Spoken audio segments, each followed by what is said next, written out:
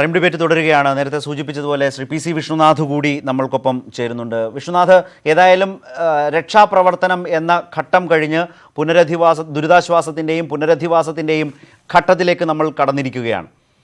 വലിയ സഹായ വാഗ്ദാനം എല്ലാ മേഖലകളിൽ നിന്ന് വരുന്നുണ്ട്.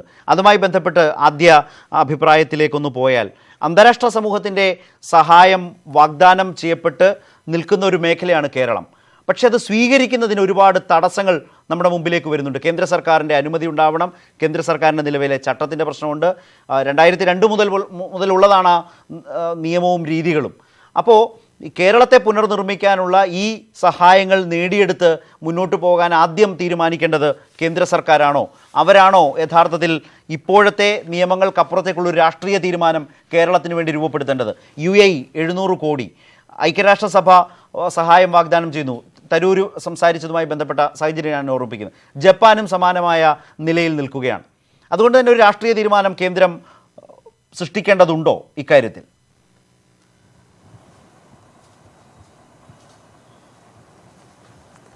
തീർച്ചയായും ഓരോ കാലഘട്ടത്തിലും സാഹചര്യങ്ങൾ മാറുന്നതിനനുസരിച്ച് നിലവിലുള്ള തീരുമാനങ്ങളിലോ കീഴ്വഴക്കങ്ങളിലോ ചട്ടങ്ങളിലോ മാറ്റങ്ങൾ വരുത്തണമെന്നുണ്ടെങ്കിൽ അത് അടിയന്തരമായി അത് മാറ്റം വരുത്തി തീരുമാനങ്ങൾ എടുക്കണം. കാരണം ഏത് ചട്ടമാണെങ്കിലും നിയമമാണെങ്കിലും ആത്യന്തികമായി ജനങ്ങൾക്ക് വേണ്ടിയിട്ട് നിർമ്മിക്കപ്പെട്ടതോ ജനങ്ങൾക്ക് വേണ്ടി പ്രവർത്തിക്കാൻ സഹായകമാകേണ്ടതോ ആണ്. അപ്പോൾ അതുകൊണ്ട് അത്തരം ചട്ടങ്ങൾ മാറ്റം വരുത്തേണ്ടതുണ്ടെങ്കിൽ അടിയന്തരമായി മാറ്റം വരുത്തണം. കാരണം ഇപ്പോൾ കേന്ദ്ര സർക്കാർ 500 കോടി മാത്രമാണ് അനുവദിച്ചിട്ടുള്ളത്. UAE 700 കോടി തരാം എന്ന് അവർ വാഗ്ദാനം നൽകി കഴിഞ്ഞു. ജപ്പാന്റെ സഹായം നമുക്ക് ലഭിക്കും. ഐക്യരാഷ്ട്ര സംഘടന കേന്ദ്ര സർക്കാർ ആവശ്യപ്പെട്ടാൽ തരാൻ തയ്യാറാണെന്ന് അവർ ആവർത്തിച്ചു പറയുന്നു. അപ്പം നമുക്ക് അല്ലെങ്കിൽ കേന്ദ്ര ഗവൺമെൻറ്റിന് ഇപ്പോൾ ഈ 500ൻ്റെ സ്ഥാനത്ത് ഈ 700 കോടിയും അല്ലെങ്കിൽ ജപ്പാൻ തരുന്നതും കൂടെ ചേർത്ത് അല്ലെങ്കിൽ ഐക്യരാഷ്ട്ര സംഘടന തരുന്നതും കൂടെ ചേർത്ത് ഒരു 2000 കോടി രൂപ സംസ്ഥാന സർക്കാരിനെ സഹായിക്കാൻ കഴിയുമെങ്കിൽ ഒരു കുഴപ്പമില്ല. പക്ഷേ കഴിയുമെങ്കിൽ എന്ന് പറയുമ്പോൾ പോലും കേന്ദ്ര സർക്കാരിൻ്റെ ഏതെങ്കിലും പദ്ധതികളുമായി ബന്ധപ്പെട്ട് മാറ്റം വരുത്തി അല്ലെങ്കിൽ അവരാണെങ്കിൽ കേന്ദ്രാവിഷ്കൃത പദ്ധതികൾക്ക് ലഭിക്കുന്ന ഏതെങ്കിലും വിഹിതത്തിൽ വെട്ടിക്കുറച്ചോ ഈ പണം തരാൻ തീരുമാനിച്ചാൽ ആ പദ്ധതിയുടെ ഗുണഭോക്താക്കളായിട്ടുള്ള ആളുകൾക്ക് അതിന് നഷ്ടം പ്രയാസം സഹിക്കേണ്ടി വരും. അപ്പോൾ ആ ബുദ്ധിമുട്ടില്ലാതെ പരിഹരിക്കാൻ കഴിയുന്ന ഒരു അവസരം ഉണ്ടാകുമ്പോൾ കേന്ദ്ര സർക്കാർ ഇക്കാര്യത്തിൽ അങ്ങനെ ഒരു ദുരഭിമാനമോ അല്ലെങ്കിൽ നടപടിക്രമങ്ങളിലെ പ്രശ്നമോ എന്താണോ എന്തോ അത് മാറ്റിവെച്ച് ഇക്കാര്യത്തിൽ സംസ്ഥാനത്തെ ജനങ്ങളെ സഹായിക്കുകയാണ് വേണ്ടത്, സർക്കാരിനെ പിന്തുണയ്ക്കുകയാണ് വേണ്ടത്. തീർച്ചയായും ഇപ്പോൾ വിശ്വനാഥ് പറഞ്ഞ പോലെ ഈ UAEയുടെ സാമ്പത്തിക സഹായം നൽകാനുള്ള സന്നദ്ധത മുഖ്യമന്ത്രി പറയുമ്പോൾ തന്നെ മുഖ്യമന്ത്രി തന്നെ പറഞ്ഞു അത് അവിടുത്തെ ഭരണാധികാരി പ്രധാനമന്ത്രിയെ തന്നെ അറിയിച്ചിട്ടുള്ളതാണ് എന്ന നിലയ്ക്ക് കേന്ദ്രത്തെ അറിയിച്ച് ഇന്ത്യ രാജ്യത്തെ ഒരു സംസ്ഥാനം എന്ന നിലയിൽ തന്നെ കേരളത്തെ കാണുകയും ആ നിലയിൽ രാജ്യത്തിൻ്റെ പ്രധാനമന്ത്രിയോട് തന്നെ അവർ ഇതേക്കുറിച്ച് അറിയിച്ചിട്ടുള്ളതാണ്. ആ നിലയിൽ ആ വഴിയിൽ തന്നെയാണ് അവരുടെ സന്നദ്ധത അവർ അറിയിച്ചിട്ടുള്ളത്. നമ്മളതെങ്ങനെ സ്വീകരിക്കുന്നു എന്നതാണ് പ്രധാനം. ഡോക്ടർ സന്തോഷ് കുമാർ, ഇവിടെ നേരത്തെ താങ്കൾ പറഞ്ഞു ബുറുണ്ടിയൊക്കെ പോലെയുള്ള ആഫ്രിക്കൻ രാജ്യങ്ങൾ നിങ്ങളൊക്കെ ആ മേഖലകളിലെ ദുരന്തകാലത്ത് പ്രവർത്തിക്കുമ്പോൾ നിങ്ങളെയൊക്കെ അത്ഭുതപ്പെടുത്തും വിധം തിരിച്ചുവരവ് നടത്തിയതാണ്. അത്രമേൽ തികഞ്ഞ ആസൂത്രണമാണ് ഉണ്ടായിട്ടുള്ളത് ഒരു തിരിച്ചുവരവിന് പുനരുദ്ധാരണത്തിൻ്റെ കാര്യത്തിൽ പുനർനിർമ്മിക്കുന്ന കാര്യത്തിൽ സംഭവിച്ചത്. ഇവിടെ ഇപ്പോൾ കുട്ടനാട് ഇപ്പോഴും വെള്ളത്തിലാണ്. ഒരിക്കലും വെള്ളം കയറില്ല എന്ന് നാട്ടുകാർ വിചാരിച്ച ചെങ്ങന്നൂരും പത്തനംതിട്ടയും ആ മേഖലകളും കോഴഞ്ചേരി ആറന്മുള അല്ലെങ്കിൽ റാന്നിയൊക്കെയാണ് വെള്ളത്തിൽ മുങ്ങിയത്.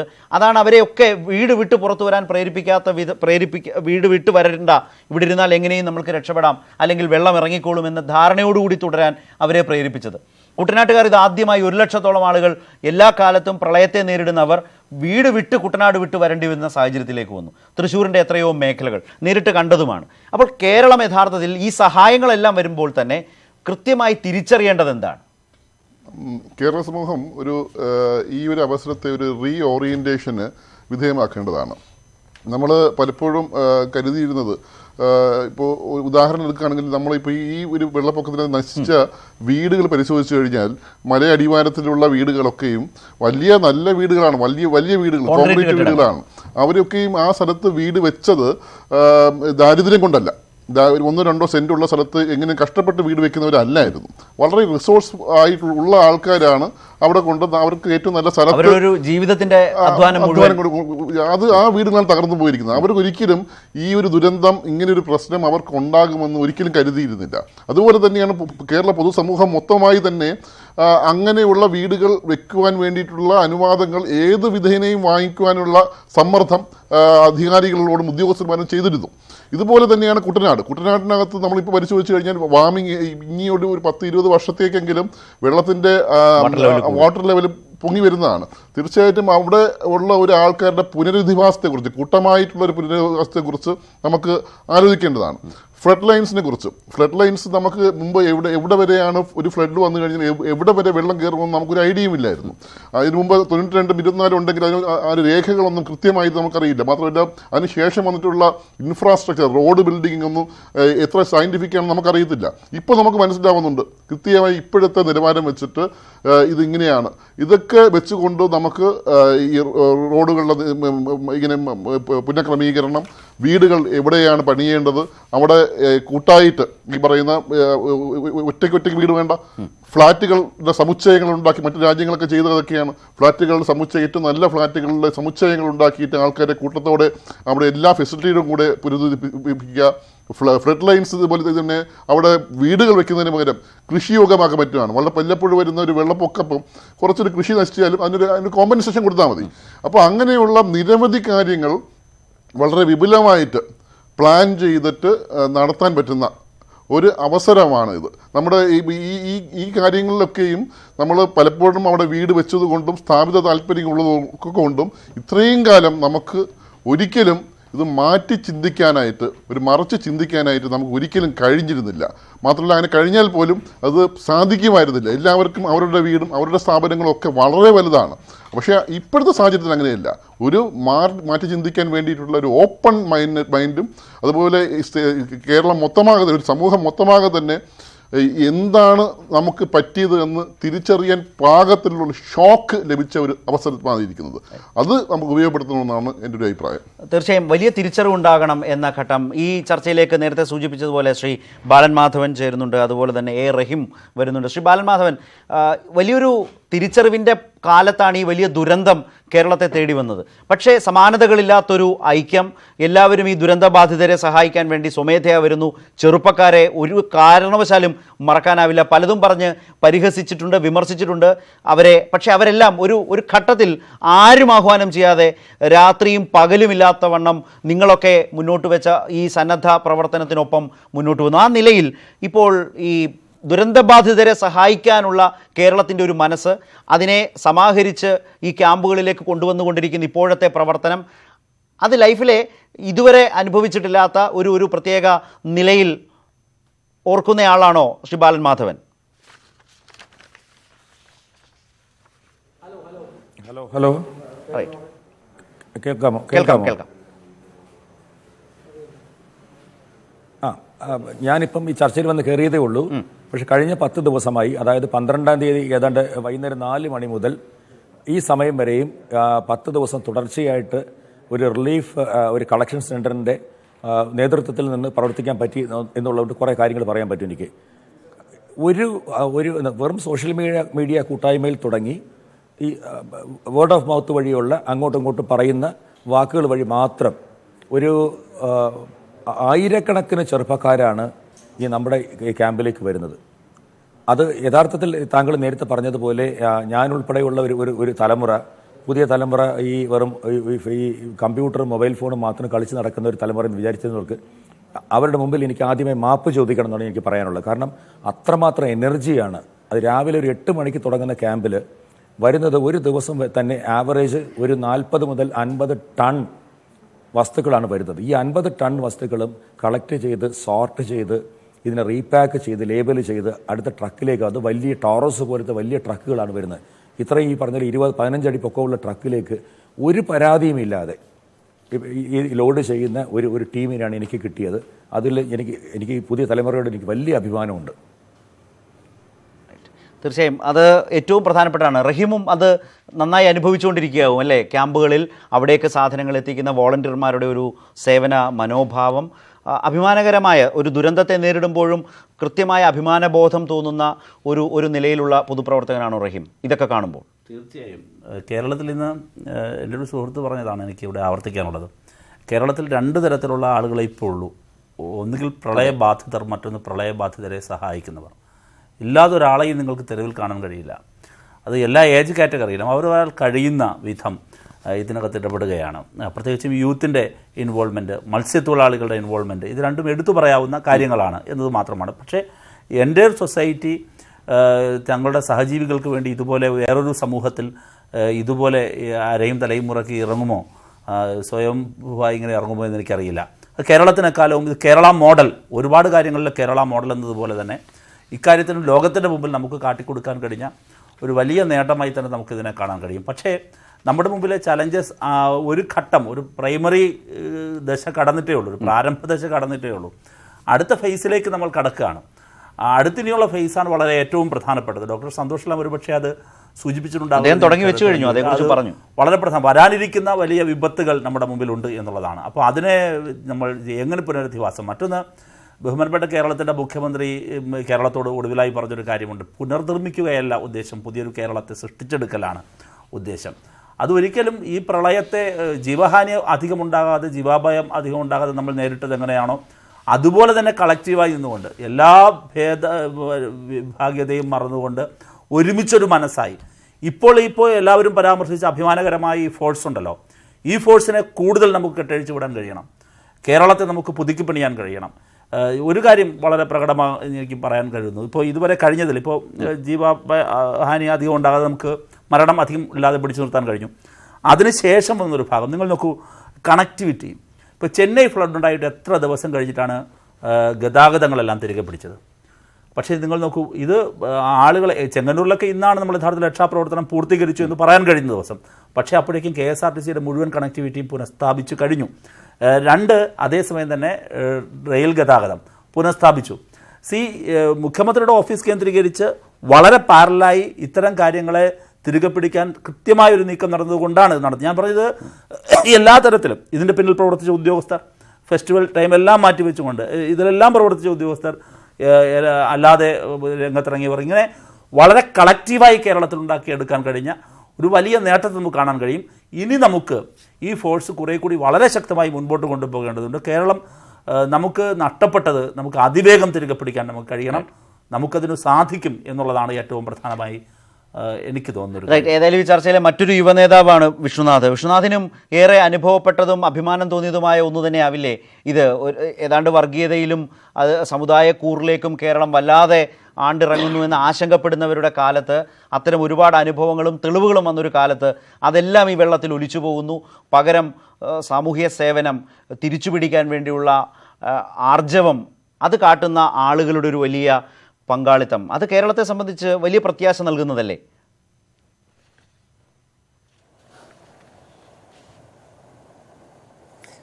അങ്ങനെ ഒരു സാഹചര്യം ഉണ്ടായിട്ടുണ്ട്.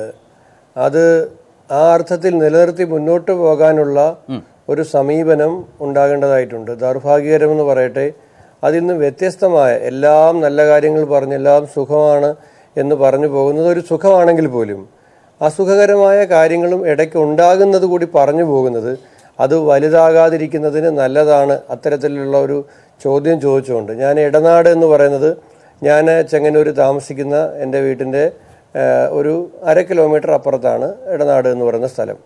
അപ്പോൾ ഇടനാട്ടിലാണ് നമ്മൾ ഏറ്റവും ഒടുവിലാണ് അവിടെ രക്ഷാപ്രവർത്തനത്തിനായിട്ട് ചെന്നത്. അവിടെ ഒരുപാട് ആളുകൾ മരണപ്പെടേണ്ടതാണ് 17-ാം തീയതിക്ക് ശേഷം വെള്ളം ഇറങ്ങിയില്ലായിരുന്നെങ്കിൽ. വെള്ളം ഇറങ്ങി നിലവിളിച്ചുകൊണ്ടാണ് 17-ാം തീയതി രാത്രിയിലൊക്കെ ആളുകൾ വിളിച്ചത്. അവിടെ ഞാൻ ഇന്നലെയാണ് ചെന്നത്. അവിടെ വെള്ളം ഇറങ്ങിയിട്ട് അവിടെ വാഹനത്തിൽ കയറി ചെല്ലാൻ കഴിയുന്നത് ഇന്നലെയായിരുന്നു.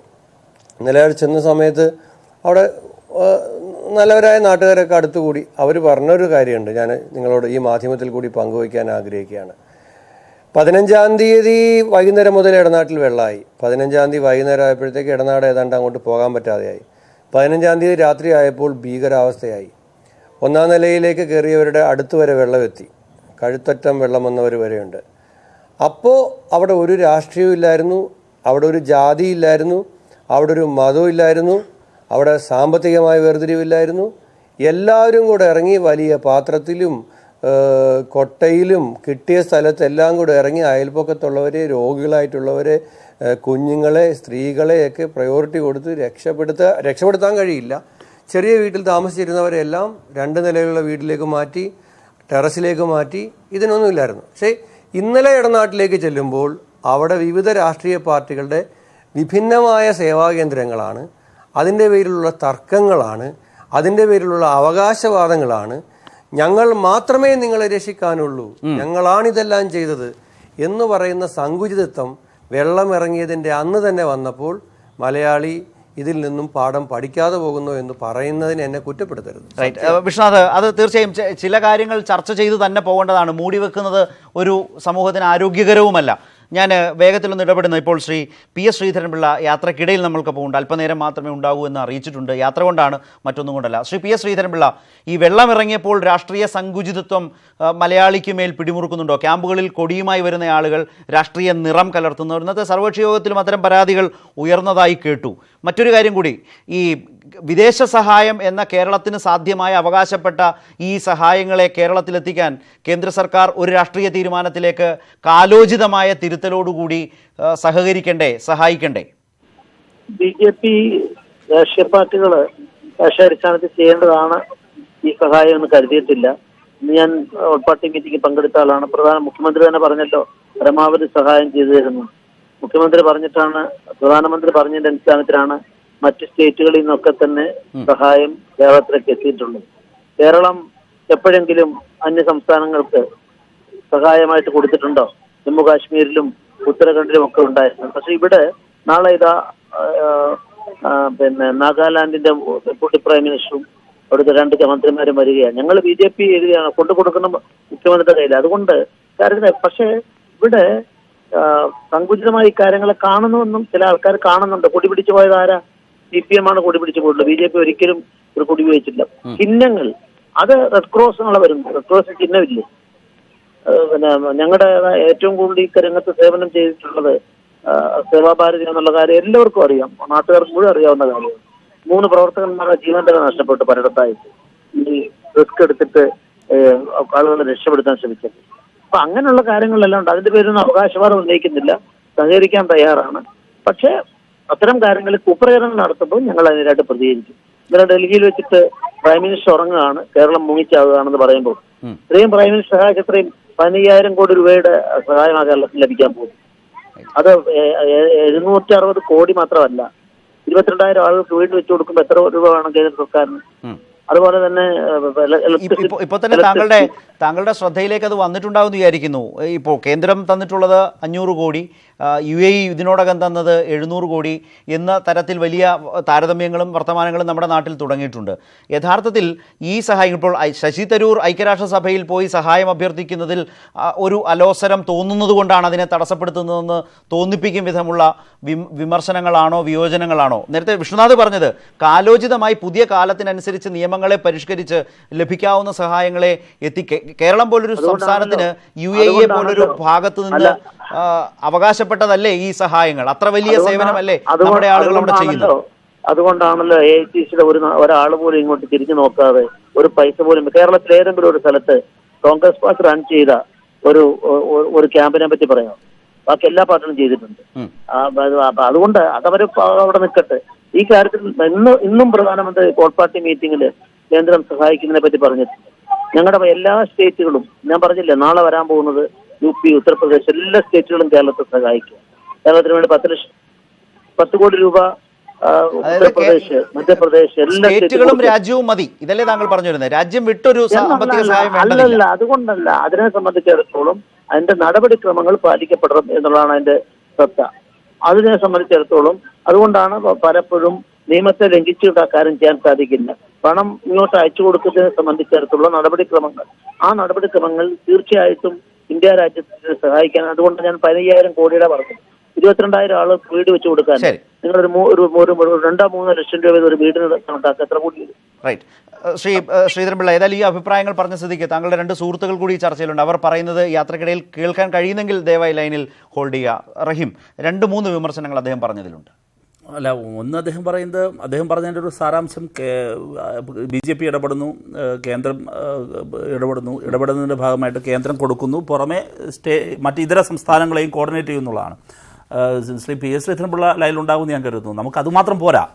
നമ്മൾ ഇതുവരെ നേടിയതുപോലെ നമുക്ക് കേന്ദ്രത്തിൽ നിന്ന് കൂടുതൽ നമുക്ക് സഹായം കരസ്ഥമാക്കാൻ കഴിയണം. അതിന് BJPയുടെ തന്നെ സഹായം ആവശ്യമുണ്ട്, കമ്മ്യൂണിസ്റ്റ് പാർട്ടിയുടെ സഹായം ആവശ്യമുണ്ട്, UDFന്റെ എല്ലാവരുടെയും. നമ്മൾ ഒരുമിച്ച് കേരളത്തിന്റെ നാശനഷ്ടം, കേരളത്തെ പുനർനിർമ്മിക്കണം എന്നുള്ളത് കേരളീയരായ മുഴുവൻ പേരുടെയും ആവശ്യമാണെന്ന് കരുതുക. അങ്ങനെ കരുതി അതിന് കേന്ദ്രത്തിൽ നിന്ന് നമുക്ക് അവകാശപ്പെട്ട ഈ ഒരു ദുരന്ത മുഖത്ത് നമുക്ക് വാങ്ങാൻ കഴിയുന്ന എത്രയാണോ അത്രയും വാങ്ങിയെടുക്കാനുള്ള പൊളിറ്റിക്കൽ പ്രഷറിന് നമ്മൾ ഒരുമിച്ച് നിൽക്കണം. ഒന്ന്, അതേസമയം തന്നെ ഇതര രാജ്യങ്ങളിൽ നിന്നുള്ള സഹായങ്ങളുണ്ട്. ഒരുപക്ഷെ ഇന്ത്യയിലെ മറ്റേതെങ്കിലും ഒരു സംസ്ഥാനത്ത് ഇതുപോലെ കെടുതി ഉണ്ടായാൽ UAEയിൽ നിന്നോ മറ്റൊരു വിദേശ രാജ്യത്തു നിന്നോ ഇത്രയധികം സേവനം ലഭിച്ചത് വരില്ല. കാരണം കേരളം പ്രവാസത്തിൻ്റെ നാടാണ്. അപ്പോൾ കേരളവും UAEയും തമ്മിലെല്ലാം തന്നെ, UAE എന്ന് പറയുന്നത് അവരുടെ ഒരു സഹോദര രാജ്യമായിട്ട് അവർക്ക് വേണമെങ്കിൽ കേരളത്തെയും UAEയും തമ്മിൽ അങ്ങനെ ഒരു ബന്ധമുണ്ട്. അപ്പോൾ ആ ഒരു ബന്ധത്തിന്റെ അടിസ്ഥാനത്തിലാണ് അവർ കേരളത്തെ കാണുന്നത്. അപ്പോൾ സ്വാഭാവികമായും കേരളത്തിന് ഈ ഘട്ടത്തിൽ പ്രാഥമികമായി കേന്ദ്ര സർക്കാർ തരേണ്ടത് തന്നു എന്നൊരു വിലയിരുത്തുന്നതിൽ ബുദ്ധിമുട്ടുകളില്ലെന്നാണോ റഹീം പറയുന്നത്? അല്ല, ഇപ്പോൾ അതിലേക്കൊരു കാര്യം ഞങ്ങൾ പ്രതീക്ഷിക്കുന്നത്, മുഖ്യമന്ത്രി വളരെ വ്യക്തമായി പറഞ്ഞല്ലോ, കേന്ദ്രത്തിൽ നിന്ന് ഇതുവരെയുള്ള പണം മാത്രമല്ല എല്ലാ തരത്തിലുള്ള സഹായങ്ങളും കേരളം ആഗ്രഹിച്ചതുപോലെ നൽകിയിട്ടുണ്ട് എന്ന് തന്നെയാണ് ഞങ്ങൾ പറയുന്നത്. ഞങ്ങൾക്ക് പക്ഷേ ഇത് പോരാ, ഇനിയും വേണമെന്നുള്ളതാണ്. പക്ഷേ അദ്ദേഹം കൊടി പിടിച്ചതിനെ കുറിച്ച് പറഞ്ഞു കേട്ടല്ലോ അല്ലേ? കൊടി പിടിച്ചത് CPM ആണെന്നാണ് പറഞ്ഞത്. ഇതിനകത്തൊരു കാര്യം, ഈ നേരത്തെ ശ്രീ വിഷ്ണുനാഥും പറഞ്ഞു, നമുക്ക് ഇതുപോലെ ഒറ്റപ്പെട്ട ചില അനുഭവങ്ങളോ പല കാര്യങ്ങളോ കാഴ്ചകളോ പലയിടത്തും ഉണ്ടാകാം. നമ്മൾ അതിലേക്കല്ല ഇത്തരം സന്ദർഭങ്ങളിൽ നോക്കേണ്ടത്. അതാത് സ്ഥലങ്ങളിൽ നമ്മൾ റൂട്ട് ഔട്ട് ചെയ്യുക, അവിടെ തിരുത്തുക, അത് പറയേണ്ട പാർട്ടി എന്നുള്ളതാണ് ചോദ്യം. ഞങ്ങൾക്ക് അങ്ങനെ ഒരു നിലപാടില്ലാന്നേ. ഞങ്ങൾ എല്ലാവരും പ്രവർത്തകരെ തിരുത്തുക, കാരണം ഒരു ക്യാമ്പ് എന്ന് പറയുന്നത് രാഷ്ട്രീയമായി അത് പറഞ്ഞാൽ ഞാൻ തിരിച്ചു പറയാത്തത് കൊണ്ടല്ലേ.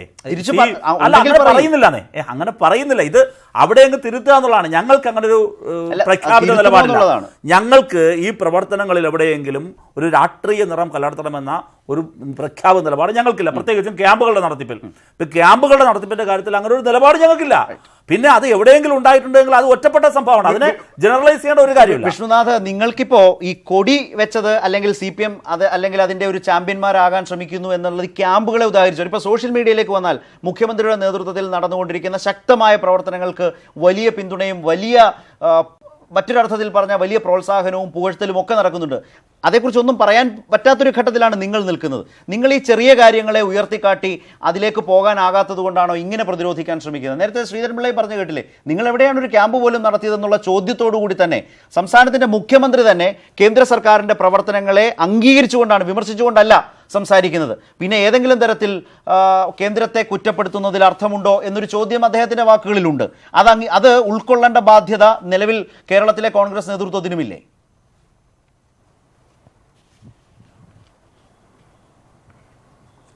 എത്ര കഷ്ടമാണ് ശരത്തെ ഇങ്ങനെയൊക്കെ പറയുന്നത്. ശ്രീ ശ്രീധരൻപിള്ള അവർകൾ BJPയുടെ സംസ്ഥാന പ്രസിഡന്റ്, ചെങ്ങന്നൂർ സ്വദേശി കൂടിയാണ്. എന്തർത്ഥത്തിലാണ് കോൺഗ്രസ് പ്രവർത്തകർ ഇതിൽ പ്രവർത്തിച്ചില്ല? കോൺഗ്രസ് നടത്തുന്ന ക്യാമ്പുണ്ടോ എന്നാണ് ചോദിച്ചത്. ശരത്ത്, CPM നടത്തുന്ന ക്യാമ്പുണ്ടോ? BJP നടത്തുന്ന ക്യാമ്പുണ്ടോ? കോൺഗ്രസ് നടത്തുന്ന ക്യാമ്പുണ്ടോ? ദുരിതാശ്വാസ ക്യാമ്പുകൾ നടത്തുന്നത് സംസ്ഥാന സർക്കാരാണ്. അങ്ങനെ ദുരിതാശ്വാസ ക്യാമ്പുകൾ നടത്തുന്നത്, ആ സർക്കാർ നടത്തുന്ന ക്യാമ്പുകളെ, സന്നദ്ധ സംഘടനകൾ നടത്തുന്ന ക്യാമ്പുകളെ സഹായിക്കുന്ന കടമയാണ് രാഷ്ട്രീയ പാർട്ടികൾ ചെയ്യുന്നത്.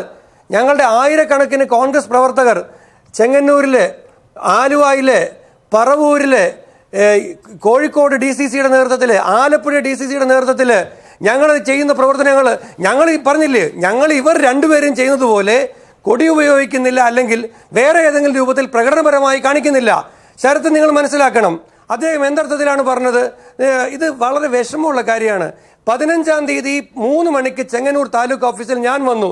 എൻ്റെ നേതൃത്വത്തിൽ ചെങ്ങന്നൂരിലെ കോൺഗ്രസ് പ്രവർത്തകർ, അത് കോൺഗ്രസ് എന്ന് പറഞ്ഞിട്ടല്ല, അവിടുത്തെ MLA MP ശ്രീ കൊടിക്കുന്നിൽ സുരേഷ്, അവിടുത്തെ BJP, CPM, കോൺഗ്രസ്, മറ്റു രാഷ്ട്രീയ പാർട്ടിക്കാർ, അതാ ഞാൻ നേരത്തെ പറഞ്ഞത്, എല്ലാവരും ഒരുമിച്ച് നിന്നാണ്. നിങ്ങളുടെ ന്യൂസ് 18ന്റെ സംഘത്തോട്, ഇപ്പോ ഇവിടെയുള്ള ക്യാമറ സംഘത്തോട്, റിപ്പോർട്ടർമാരോട്, ഞാൻ ഇന്ന് എത്ര പേര് എന്നെ ഏതെല്ലാം സ്ഥലങ്ങളിൽ ഞാൻ മഴ നനഞ്ചും ബോട്ടിൽ പോയും അല്ലാതെയും നിങ്ങൾ ന്യൂസ് 18 സംഘത്തോട് ചോദിക്കൂ. ശരത് എന്നോട് പറഞ്ഞിട്ടില്ലേ നിങ്ങൾ അവിടെ നിൽക്കുകയാണ് എന്ന് പറഞ്ഞുകൊണ്ട് ഈ സമയത്ത് എത്ര തവണ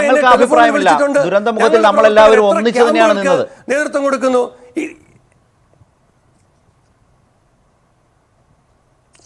ശരത്തും എന്നോട് ചോദിച്ചു. ഇപ്പം ശരത്തും ഭംഗീന്ദ്രയാണ് ചോദിച്ചു, കോൺഗ്രസ് നടത്തുന്ന ക്യാമ്പ് ഏതാണ്? കോൺഗ്രസ് പ്രവർത്തകരുടെ നേതൃത്വത്തിൽ നടക്കുന്ന 100 കണക്കിന് ക്യാമ്പുകളുണ്ട്. അപ്പൊ അവിടെയൊന്നും ഞങ്ങള് സേവാഭാരതിന്ന് എഴുതി വെക്കുന്നത് കേട്ടതിന്റെ കുഴപ്പമാണ്. ഞാൻ ചോദിച്ചത് ശ്രീധരൻപിള്ള ചോദിച്ചത് കേട്ടില്ലേ എന്നാണ് ചോദിച്ചത്. ഞാൻ ചോദിച്ചത് ശ്രീധരൻപിള്ള ചോദിച്ചത് കേട്ടില്ലേ എന്ന് ചോദിച്ചുകൊണ്ടാണ് ചോദിച്ചത്. അല്ലാതെ നിശ്ചയമായി നിങ്ങൾ അതിന് മറുപടി പറയുന്നില്ല. അതല്ലാതെ ഞാൻ എന്റെ ഭാഗമായ ഒരു നില ഞാൻ അങ്ങനെ ഒരു കേസ് മുന്നോട്ട് വെക്കുന്നില്ല. അങ്ങനെ അല്ലാതെ ചെയ്യേണ്ടതുള്ള നിലപാടാണ് എനിക്ക്. അത് കോൺഗ്രസ് നടത്തേണ്ടതല്ല, CPM നടത്തേണ്ടതല്ല, BJP നടത്തേണ്ടതല്ല. ശരത്തെ അദ്ദേഹം അങ്ങനെ തുടങ്ങിയാൽ ഇന്ത്യൻ നാഷണൽ കോൺഗ്രസ് ദുരിതാശ്വാസ ക്യാമ്പ് എന്ന് പറഞ്ഞ് ഏതെങ്കിലും ഒരു സ്ഥലത്ത് തുടങ്ങാൻ പറ്റുമോ? അത് പാടില്ല. അങ്ങനെ പറ്റുമോ? അവിടേക്ക് സാധനം വന്നു കഴിഞ്ഞാൽ ഡിവൈഎഫ്ഐക്കാർ അവിടെ പ്രശ്നം ഉണ്ടാക്കില്ലേ? ഇരട്ടിയിൽ SDPIയും ഡിവൈഎഫ്ഐയും തമ്മിൽ അടിയാ, പന്തളത്ത് ജമാഅത്തെ ഇസ്ലാമിയും CPM തമ്മിൽ അടിയാ. അപ്പോൾ ഇങ്ങനെ നമ്മൾ ദുരിതാശ്വാസത്തിന് വേണ്ടി വരുന്ന ജനങ്ങളുടെ മുമ്പിൽ കിടന്ന് ഞാൻ സഹായിക്കാമെന്ന് പറഞ്ഞ് തമ്മിൽ അടിക്കുന്നത് ശരിയാണോ? ഞാൻ അതിനെക്കുറിച്ചാണ് പറഞ്ഞത്. ഇവിടെ ശ്രീ ഉമ്മൻചാണ്ടി, ശ്രീ രമേശ് ചെന്നിത്തല, ഞാൻ ചോദിക്കട്ടെ, പിണറായി വിജയന്റെ കൂടെ ഹെലികോപ്റ്ററിൽ പോയതിന്റെ പേരിൽ പഴി കേട്ട ഒരാളാണ് രമേശ് ചെന്നിത്തല. ആരാണ് പഴിച്ചത്?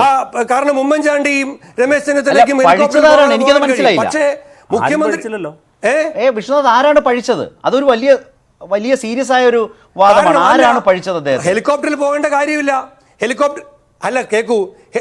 ഹെലികോപ്റ്ററിൽ ഞാൻ പറയുന്നത് ഹെലികോപ്റ്ററിൽ പോകേണ്ട കാര്യമില്ല, ആളുകളുടെ അടുത്ത് നേരിട്ട് പോകാമല്ലോ എന്നൊക്കെ പറഞ്ഞിട്ടുള്ള വിമർശനങ്ങൾ സോഷ്യൽ മീഡിയയിൽ ഉണ്ടായി.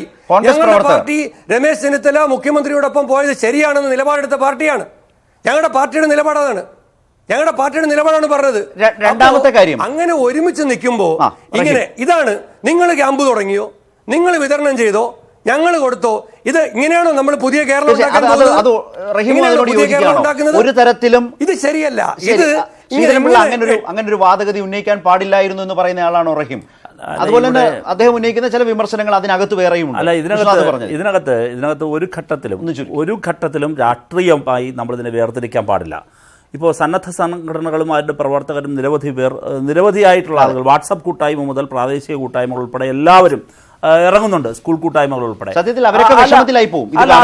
അതെ, അതിനെക്കുറിച്ച് ഇത് ആരും നമ്മൾ അങ്ങനെ പരസ്പരം ഒരു തരത്തിൽ പഴിചാരേണ്ടതില്ല. ഇപ്പോൾ ഏതെങ്കിലും ഒരാൾ കൂട്ടായ്മ അവരിട്ടിറങ്ങുന്നതിൽ അവരുടെ ഏതെങ്കിലും ഡ്രസ്സോ അവരുടെ ഐഡന്റിഫിക്കേഷനോ അതൊക്കെ അവരുടെ ഒരു സ്വാതന്ത്ര്യത്തിന്റെ ഭാഗം. പക്ഷെ നമുക്ക് ഇതിന് എല്ലാവരെയും രംഗത്തിറക്കുക എന്നുള്ളതാണ്. എല്ലാവരെയും കെട്ടഴിച്ചു വിടുക, എല്ലാവരെയും രംഗത്തിറക്കുക, അതിനാണ് പ്രാധാന്യം കൊടുക്കേണ്ടത്. പരസ്പരം പഴിചാരേണ്ട അല്ലെങ്കിൽ പരസ്പരം ഒരു പ്രശ്നമായി. പക്ഷേ റഹീം ഒറ്റ കാര്യമുള്ളൂ, ഒരു കാലത്തിന്റെ ഒരു വലിയ മാറ്റമുണ്ട്. ഇത് ഒരു ആഹ്വാനവും ഇല്ലാതെ ചെറുപ്പക്കാരും ആളുകളും എല്ലാം ഇങ്ങനെ ചേരുമ്പോൾ നമ്മൾ ഈ കളറിട്ട് അല്ലെങ്കിൽ ചില സൂചനകൾ കാട്ടി ഞങ്ങളുണ്ട് കേട്ടോ, ഞങ്ങളാണ് ഇതിന്റെ എല്ലാം മുമ്പിൽ എന്ന് എന്തിനാണ് യഥാർത്ഥത്തിൽ?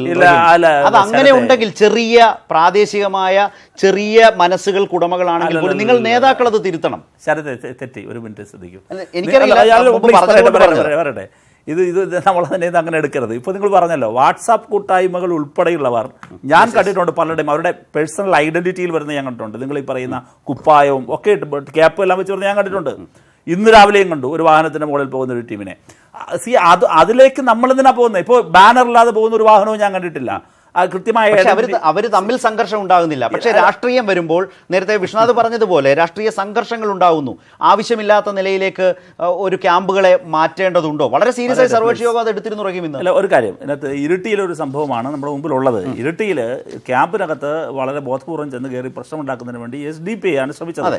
അത് വേറൊരു തരത്തിലുള്ള ആൾക്കാരാണ്. അവര് വന്നു, അവർക്കെതിരായിട്ട് സ്വാഭാവികമായിട്ട് ഒരു പ്രശ്നമുണ്ടായി. പോലീസിനെതിരായവർ അതിനെ തടയാൻ ചെന്ന നിയമപ്രവർത്തകരെയാണ് പോലീസുമായിട്ടാണ് സംഘർഷം, ഞങ്ങളുമായിട്ടൊന്നുമില്ല, പോലീസുമായിട്ടാണ് സംഘർഷം. പോലീസാണ് കേസെടുത്തത്. അപ്പോൾ അതാണ് അതിൻ്റെ സംഭവം, അല്ലാതെ DYFI ഒന്നുമല്ല. പക്ഷെ ഞാൻ പറയുന്നത് ആ ഒരു കേസായിട്ട് എടുത്താൽ മതി. പൊതുവിൽ നമ്മൾ അത്തരം കാര്യങ്ങളിലേക്കല്ല ഈ സന്ദർഭത്തിൽ പോകേണ്ടത് എന്നുള്ള അഭ്യർത്ഥനയാണ്. നിങ്ങൾ നോക്കൂ, ഒരു കാര്യം ഞാൻ പറയാം. ഇപ്പോൾ ഇതിന്റെ ഒരു ഘട്ടത്തിൽ സൈന്യത്തെ വിളിക്കണമെന്ന് ശ്രീ രമേശ് ചെന്നിത്തല പറയുന്നു, വിവാദത്തിലേക്ക് പോകാൻ ശ്രമിക്കുന്നു. നിങ്ങൾ നോക്കൂ, അതിനോട് ഗവൺമെന്റും CPM എടുത്ത നിലപാടെന്താ? ഞങ്ങൾ അതിനോടൊരു മറുവാദം, അങ്ങനെയല്ല ഇങ്ങനെയല്ലേ, ഒരു വെല്ലുവിളി, എത്ര അവധാനതയോടെയാണ് കേരളത്തിന്റെ മുഖ്യമന്ത്രി അത്തരം ചോദ്യങ്ങളോട് പ്രതികരിച്ചത്. ഞങ്ങൾക്ക് ആ നിലപാടാണ് ഇപ്പോഴും ഉള്ളത്. ഇതിലൊരു വിവാദത്തിലേക്ക് പോകാൻ താല്പര്യമില്ല. ആരെങ്കിലും വിവാദം ഉയർത്തുന്നു എങ്കിൽ ഞങ്ങളുടെ ഭാഗത്ത് പറയാനുള്ള വ്യക്തമായ ഉത്തരം അത് സംബന്ധിച്ച് ഇതാണ്. അതിന് മറ്റൊരു മറുപടി ഞങ്ങൾക്ക് പറയാനില്ല. ഏതായാലും ഈ തർക്കങ്ങൾക്കിടയിൽ ഈ തർക്കങ്ങൾക്കൊന്നും ഭാഗമാകാതെയാണ് ശ്രീ ബാലൻ മാധവനെ പോലെയുള്ള ആളുകൾ പ്രവർത്തിച്ചുകൊണ്ടിരിക്കുന്നത്. അതുകൊണ്ട് തന്നെ നിങ്ങളുടെ സമയം ഞാൻ ആ വിധത്തിൽ നഷ്ടപ്പെടുത്തുന്നുമില്ല. പക്ഷേ ഈ രാഷ്ട്രീയ പ്രശ്നങ്ങൾ ചർച്ച ചെയ്യേണ്ടതുമാണ്. ശ്രീ ബാലൻ മാധവൻ ഒരു ഇടവേളയിലേക്ക് പോയതിനു ശേഷം താങ്കളിലേക്കും ശ്രീ സജീവനിലേക്കും ഡോക്ടർ സന്തോഷിലേക്കുമാണ് ഞാൻ വരുന്നത്. ഒപ്പം വിഷ്ണുനാഥും റഹീമും ചർച്ചയിൽ തുടരും. അതിജീവനത്തിൻ്റെ പാതയിലാണ് കേരളം. ഇപ്പോൾ പ്രൈം ഡിബേറ്റ് തുടരുമ്പോൾ ശ്രീ ബാലൻ മാധവൻ നേരത്തെ ഞാൻ സൂചിപ്പിച്ചതുപോലെ ഇപ്പോൾ ഈ ക്യാമ്പുകൾ, കളക്ഷൻ സെൻ്ററുകൾ വളരെ സജീവമാണ്. ആ കളക്ഷൻ സെൻ്ററുകളിൽ ഇപ്പോൾ സർക്കാർ തന്നെ വളരെ നന്നായി നടത്തുന്നു. ഇവിടെ സന്നദ്ധ സംഘടന വോളണ്ടിയേഴ്സ് നിങ്ങൾ നടത്തുന്നതുമുണ്ട്. പക്ഷേ ഒരു പരാതി, ഈ സാധനങ്ങൾ വിതരണം ചെയ്യുന്നതിൽ പലയിടത്തും ഏറ്റക്കുറച്ചിലുകൾ സ്വാഭാവികവുമാണ്, ഏറെക്കുറെ ഏറ്റക്കുറച്ചിലുണ്ട്, കിട്ടാത്ത ഇടങ്ങൾ എന്ന പരാതി പോലെയുള്ള കാര്യങ്ങളുണ്ട്. ഇതിനെ ഈ സന്നദ്ധ സംഘടനകൾക്ക് എങ്ങനെയാണ് ഏകോപിപ്പിച്ച് നിങ്ങൾക്ക് ഈ ക്യാമ്പുകളിലേക്ക് ഈ സാധനങ്ങൾ എത്തിക്കുന്നത് ഇപ്പോൾ വിജയകരമായി കൊണ്ടുപോകാനാകുന്നത്? അതിൻ്റെ ഒരു മെക്കാനിസം നിങ്ങൾ വിജയകരമാക്കി നടപ്പാക്കിയത് എങ്ങനെയാണ്? ഒന്ന്. രണ്ട്, അടുത്ത ഘട്ടത്തിലേക്ക് കടക്കുകയാണ്. ഈ ശുചീകരണം പോലെയുള്ള കാര്യത്തിലേക്ക് ഈ വലിയ ജനങ്ങളുടെ ഒരു ആവേശത്തെ നമ്മൾക്ക് മാറ്റേണ്ടതില്ലേ? ക്യാമ്പുകളിലേക്ക് സാധനം എത്തിക്കുന്ന അതേ ആവേശത്തോടെ അടുത്ത ഘട്ടത്തിലേക്ക് കൂടി വോളണ്ടിയർമാരെ മാറ്റണ്ടേ? ഇതിനകത്ത് നമ്മൾ മനസ്സിലാക്കേണ്ടത് ഈ റെസ്ക്യൂ, റിലീഫ്, റീഹാബിലിറ്റേഷൻ, ഈ 3 കാര്യങ്ങളാണ് ഇതിനകത്ത് വരുന്നത്. ഇപ്പം നടക്കുന്നത് യഥാർത്ഥത്തിൽ റെസ്ക്യൂവും റിലീഫുമാണ്. ഈ റിലീഫിന്റെ സ്ഥലത്താണ് ക്യാമ്പുകൾ. നമ്മളിപ്പം ഈ കളക്ഷൻ സെന്റേഴ്സിൽ സാധനങ്ങൾ വരുന്നു. ഈ വരുന്ന സെന്റേഴ്സിൽ വരുന്ന കളക്ഷൻ സെന്റേഴ്സിൽ വരുന്ന സാധനങ്ങൾ, ഞാൻ വർക്ക് ചെയ്ത ക്യാമ്പ് എടുത്തു കഴിഞ്ഞാൽ ഇപ്പം ആദ്യം ശ്രീമൂലം ക്ലബ്ബിൽ തുടങ്ങുകയും പിന്നെ വഴുതക്കാട് വിമൻസ് കോളേജിലേക്ക് പ്രവർത്തിക്കുന്ന കഴിഞ്ഞ 10 ദിവസമായി പ്രവർത്തിക്കുന്ന ക്യാമ്പാണ്. ഈ ക്യാമ്പിൽ നമ്മൾ ശക്തമായി എടുത്തിരിക്കുന്ന ഒരു ഡിസിഷൻ എന്ന് പറഞ്ഞാൽ ജില്ലാ ഭരണകൂടത്തിൽ നിന്നും ഒരു കളക്ടറോ സബ് കളക്ടറോ RDOയോ തഹസിൽദാരോ ഉൾപ്പെടെ ഏതെങ്കിലും ഒരു ഉത്തരവാദിത്തപ്പെട്ട വ്യക്തി നമ്മുടെ ചാർജുള്ള ഈ ക്ലബിൻ്റെ ഈ ക്യാമ്പിൻ്റെ പോലീസിൻ്റെ ഭാഗത്തുനിന്ന് സപ്പോർട്ട് ചെയ്യുന്ന നിശാന്തിനി IPSനെ വിളിച്ച് അവരുടെ അടുത്ത ആവശ്യങ്ങൾ പറഞ്ഞാൽ മാത്രമേ ഞങ്ങളുടെ ക്യാമ്പിൽ നിന്നും ട്രക്കുകൾ പുറത്തേക്ക് പോവുകയുള്ളൂ. അതിനുള്ള കാരണം ഇത് മിസ്മാനേജ്മെൻറ്റ് വരരുത്, നഷ്ടപ്പെടരുത്, തെറ്റായ സ്ഥലത്തേക്ക് പോകരുത് എന്നുള്ള കാരണം കൊണ്ടാണ്. അതുകൊണ്ട് ഞങ്ങളുടെ ക്യാമ്പിൽ നിന്ന് പോയ 51 ട്രക്കുകളും കൃത്യമായി തന്നെ അവരാവശ്യപ്പെട്ട സ്ഥലത്ത് എത്തിയിട്ടുണ്ട്, സാധനങ്ങൾ അൺലോഡ് ചെയ്തിട്ടുണ്ട്. പക്ഷേ എനിക്ക് കിട്ടുന്ന ഫീഡ്ബാക്ക് ചില സ്ഥലങ്ങളിൽ കിട്ടുന്ന ഫീഡ്ബാക്ക് എന്ന് പറഞ്ഞാൽ ഈ ജില്ലാ നേതൃത്വത്തിൻ്റെ ഭാഗമായി എത്തുന്ന സ്ഥലങ്ങളിൽ അവിടെ അവർക്കിത് ക്യാമ്പുകളിൽ എത്തിക്കാൻ ബുദ്ധിമുട്ട് വരുന്നു. അതിനുള്ള കാരണം വളരെ കഷ്ടപ്പെട്ടിരിക്കുന്ന ജില്ലകളിൽ അവിടെ വോളണ്ടിയേഴ്സിൻ്റെ എണ്ണം കുറവാണ്. ഇപ്പോൾ തിരുവനന്തപുരത്ത് ഏത് ക്യാമ്പ് എടുത്താലും 400-500 വോളണ്ടിയേഴ്സ് പ്രവർത്തിക്കുന്നുണ്ടെങ്കിൽ നിർഭാഗ്യവശാൽ ചെങ്ങന്നൂരും അല്ലെങ്കിൽ അതുപോലത്തെ മറ്റു സ്ഥലങ്ങളിൽ ചെല്ലുമ്പം അവിടെ വോളണ്ടിയേഴ്സിൻ്റെ എണ്ണം കുറവാണ്. എനിക്ക് ഈ ഒരു ചാനലിലൂടെ അഭ്യർത്ഥിക്കാനുള്ളത്, ഇപ്പോൾ തിരുവനന്തപുരത്തുള്ള ചെറുപ്പക്കാർ ഇത് കാണുന്നുണ്ടെങ്കിൽ നിങ്ങൾ ഇനിയുള്ള ദിവസങ്ങളിൽ നിങ്ങൾ വോളണ്ടിയേഴ്സായിട്ട് തിരുവനന്തപുരത്ത് നിൽക്കരുത്. പകരം നിങ്ങളുടെ സേവനം ഇത്തരം റിലീഫ് ക്യാമ്പുകളുള്ള സ്ഥലത്തേക്ക് മാറി നിങ്ങൾ യാത്ര ചെയ്താൽ നിങ്ങൾക്ക് അവിടെ ശരിക്കും പ്രവർത്തിക്കാൻ പറ്റും. അതാണ് ഇനി യഥാർത്ഥത്തിൽ ഇക്കാര്യത്തിൽ വേണ്ടത്. റഹീമിന് അഭിപ്രായമുണ്ടോ? കാരണം പ്രത്യേകിച്ച് യുവ സംഘടനകൾ, യുവാക്കൾ ആ മേഖലയിലേക്ക്, ക്യാമ്പുകളിലേക്ക് അവരുടെ പ്രവർത്തനം കൊണ്ടുപോകേണ്ട ഒരു ഘട്ടമാണോ? പ്രത്യേകിച്ച് ശുചീകരണ മേഖല ഇനി വരാൻ ശുചീകരണ പ്രവർത്തനത്തിന് കേരളത്തിലെ മുഴുവൻ സന്നദ്ധ സംഘടനകളുടെയും യുവജന പ്രസ്ഥാനങ്ങളുടെയും രാഷ്ട്രീയ പാർട്ടികളുടെയും എല്ലാം സഹായം ബഹുമാനപ്പെട്ട മുഖ്യമന്ത്രി ഇന്നലെ ചോദിച്ചു കഴിഞ്ഞു. ഇനി അതിൻ്റെ നേരമാണ്. ഇപ്പോൾ അദ്ദേഹം പറഞ്ഞതുപോലെ ഇനി നമുക്ക് പുനരധിവാസത്തിൻ്റെ സമയമാണ്. പുനരധിവാസത്തിൻ്റെ ഏറ്റവും പ്രധാനപ്പെട്ട പ്രശ്നം ഒന്ന് ആരോഗ്യ സംബന്ധമായ കാര്യങ്ങളാണ്. രണ്ടാം, അതേസമയം തന്നെയാണ് അതിനോട് അനുബന്ധിച്ച് പറയാവുന്ന ക്ലീനിങ്, തിരിച്ചുള്ള ജീവിതം പെട്ടെന്ന് സാധ്യമാക്കുക. അപ്പോൾ അവരുടെ വീട് വൃത്തിയായി താമസയോഗ്യമാക്കി പെട്ടെന്ന് കൊടുത്താൽ മാത്രമേ അവർ ക്യാമ്പിൽ നിന്ന് വീട്ടിലേക്ക് മടങ്ങാൻ കഴിയൂ. അതാണല്ലോ പ്രധാനപ്പെട്ട ഒരു കാര്യം. അതിനുള്ള പ്രവർത്തനത്തിലാണ് ഇനി വ്യാപൃതരാകേണ്ടത്. ഇനി യഥാർത്ഥത്തിൽ ഇദ്ദേഹം ഇവിടെ സൂചിപ്പിച്ചതുപോലെ സാധനങ്ങളുടെ കളക്ഷൻ, അതോടൊപ്പം തന്നെ അതിൻ്റെ വിതരണം, ഇത്തരത്തിലുള്ള കാര്യങ്ങൾ ഇനി ഒരു നോർമൽ ട്രാക്കിൽ കുറേയധികം നടന്നു പോകുമെന്നാണ് ഞാൻ കരുതുന്നത്. അതിന് ഈ പറയുന്ന പോലെ ചില സ്ഥലങ്ങളിൽ ആളുകളില്ല. ഇനിയിപ്പോൾ ശരിയാവും. കാരണം ഈ ചെങ്ങന്നൂർ പോലുള്ള സ്ഥലങ്ങളിൽ ഇതുവരെ ഉള്ളവരെല്ലാം റെസ്ക്യൂ പ്രവർത്തനങ്ങൾക്ക് വേണ്ടി നിൽക്കുകയായിരുന്നു. ഇനിയിപ്പോൾ അതിലല്ലോ, ഇനി അവർ ആ സ്ഥലങ്ങളിൽ അവർ തന്നെ ഉണ്ടാകും. ഇനി അങ്ങനെ ഒരു ഷോർട്ടേജ് വരാൻ സാധ്യതയില്ല. നമ്മളിനി ശ്രദ്ധിക്കേണ്ടത് കേരളത്തിലെമ്പാടുമുള്ളവർ നമുക്ക് എത്രത്തോളം ഇതിൻ്റെ ശുചീകരണ പ്രവർത്തനങ്ങളിൽ വ്യാപൃതരാകാൻ കഴിയും, ഏതെല്ലാം സംഘടനകൾക്ക് എങ്ങനെയെല്ലാം പ്രവർത്തിക്കാൻ കഴിയും എന്നതിലാണ് നമ്മൾ യഥാർത്ഥത്തിൽ ഇനി ശ്രദ്ധ വെക്കേണ്ടത്. അപ്പോൾ ഇതുവരെ യഥാർത്ഥത്തിൽ കളക്ഷന് വേണ്ടി പരിശ്രമിച്ച് ഓടിയവരെല്ലാവരും തന്നെ ഇനി യഥാർത്ഥത്തിൽ ശ്രദ്ധ അടുത്ത ദൗത്യത്തിലേക്കാണ്. ഇതേ സമയം തന്നെയാണ് ഡോക്ടർ സന്തോഷ് എല്ലാം മുന്നോട്ട് വെക്കുന്നത് പോലെ ആരോഗ്യ പ്രവർത്തകരുടെ എല്ലാ തരത്തിലുള്ള നിർദ്ദേശങ്ങളും ഉൾക്കൊണ്ടുകൊണ്ട് ഇനി മഹാവ്യാധി ഉണ്ടാകാതിരിക്കാൻ മനസ്സിലാക്കേണ്ടത് അവിടെ നിന്ന് മഹാവ്യാധി നമുക്ക് ഉണ്ടായിപ്പോയാൽ ഒരുപക്ഷെ അത് ഈ ജില്ലകളിൽ മാത്രമാകണമെന്നില്ല. അതിനേക്കാൾ വലിയൊരു വ്യാപ്തി ഈ മുന്നേറ്റത്തെ മുഴുവൻ അത് തളർത്തും. അപ്പോൾ നമുക്ക് എല്ലാ തരത്തിലും കൊണ്ടുപോകണം. ഇതേ സമയം തന്നെയാണ് ഏറ്റവും പ്രധാനം കേരളത്തെ റീബിൽഡ് ചെയ്യുന്നതിന് ആവശ്യമായിട്ടുള്ള വിഭവ സമാഹരണം. ഏറ്റവും അതിലേക്ക് വരുമ്പോൾ തന്നെ ഇവിടെ വിശ്വനാഥ് ഈ പറഞ്ഞ ഭാഗം ഇപ്പോൾ ചെങ്ങന്നൂർ കേന്ദ്രീകരിച്ചാണല്ലോ താങ്കൾ നിൽക്കുന്നത്.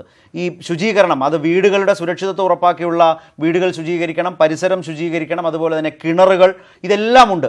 അപ്പോൾ ആ മേഖലയിലേക്ക് അതുപോലെ ക്യാമ്പുകളുടെ പ്രവർത്തനം, ഈ സാധനങ്ങൾ വളരെ വളരെ കൃത്യമായ ഒരു ഈക്വൽ ഡിസ്ട്രിബ്യൂഷൻ ഉണ്ടാവണം. ഈ കാര്യങ്ങളിലാണ് ഇനി പരാതിരഹിതമായി വളരെ മികവാർന്ന വളരെ വേഗതയുള്ള ഒരു മുന്നോട്ടുപോക്ക് കേരളം കാണാനിരിക്കുന്നത്. അതിനുള്ളൊരു ഏകോപനമല്ലേ യഥാർത്ഥത്തിൽ ആദ്യം സംഭവിക്കേണ്ടത്?